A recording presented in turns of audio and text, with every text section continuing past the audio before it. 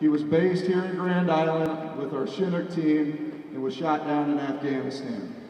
We were sharing some moments last night, and we passed out some cigars, and one of the individuals said, if it'd be okay with you, I'd like to take this cigar with me tomorrow, because I'm going to be on a Chinook, and we're going to fly to Fort Guernsey, and I want to light it up tomorrow. Is that okay? So before we get started, can we just have just a quick moment of silence in remembrance of Staff Sergeant Patrick Hamburger.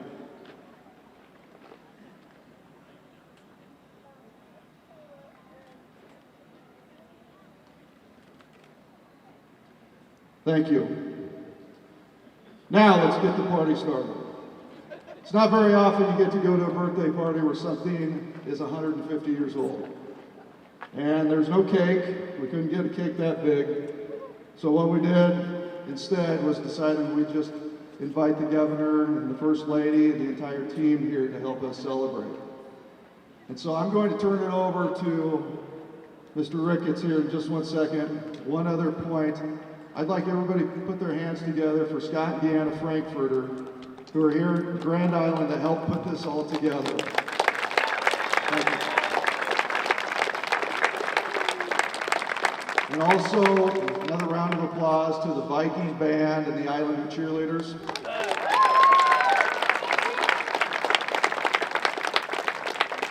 And it's an honor for me to be able to have this opportunity to see so many of our folks out here that understand the importance of this, understand the history of it, and also to be able to celebrate.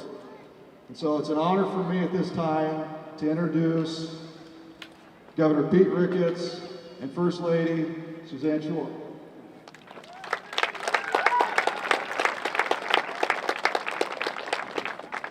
Well, thank you very much, Mayor, and thank you all very much for coming out here this afternoon. Happy birthday, Nebraska!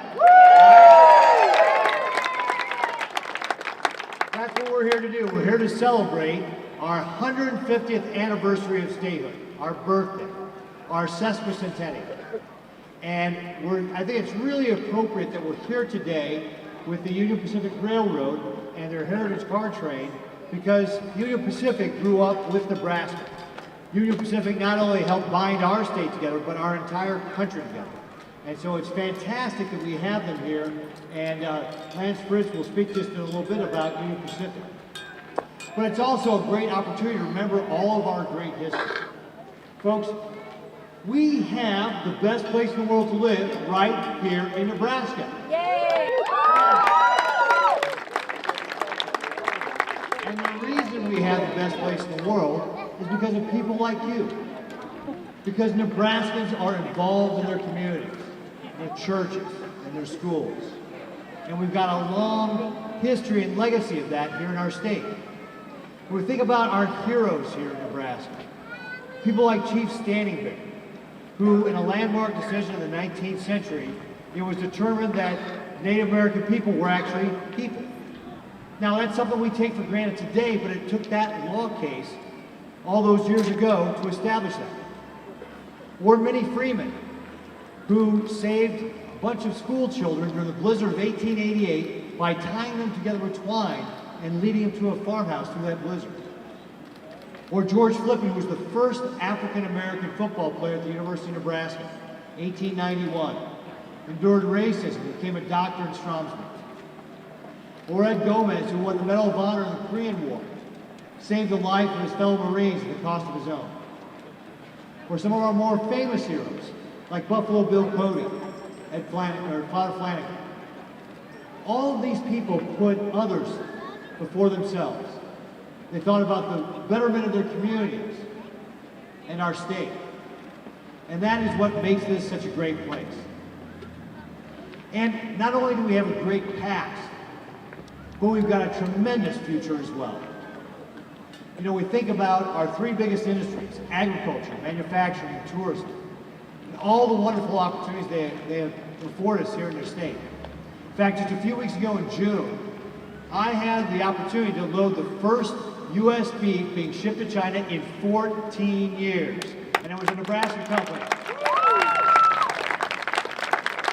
And that's a big deal for us here in Nebraska because we're the #1 beef exporting state.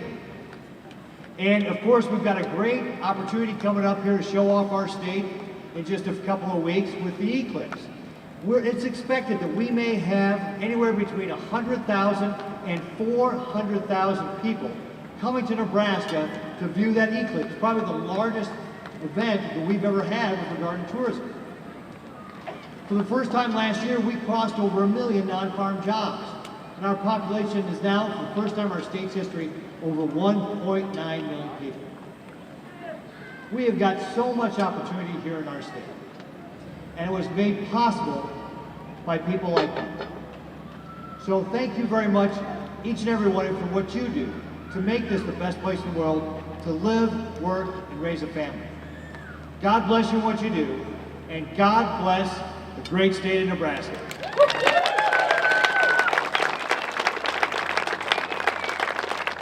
And now with that, what I'd like to do is turn it over to my wife, our First Lady Suzanne Shore, who is going to make a presentation to the mayor. And then actually, I probably should also acknowledge, I've got my daughter Eleanor here, and my son Roscoe and Margot are here somewhere as well.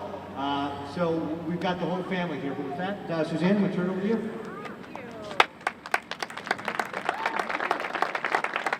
Thank you, Grand Island. This is an amazing turnout. You are knocking our socks off. It's our last stop, and you are here to impress. Thank you so much. This is beautiful. So hopefully nobody's surprised when I tell them that on March 1st, we actually celebrated the 150th anniversary of statehood. But we've been planning all year long. We've been having lots and lots of different activities. And our goals have been to bridge communities and individuals and build stronger connections, but then also to create a greater sense of state pride. And hopefully when you saw this Nebraska Express train come through, that's exactly what it did. It is a beautiful sight. And I need to take this opportunity to thank Lance Fitz and Union Pacific, all the staff, for making this happen, because we have been working on this for 1.5 years, and I cannot tell you how many hours they put into planning this. So it's been a great gift to all of our states. So thank you very much. And to end, I would like to present to your city and the mayor. This is a sesquicentennial medallion that we had made, and on it we have a little placard that commemorates this event. So thank you so much for hosting us.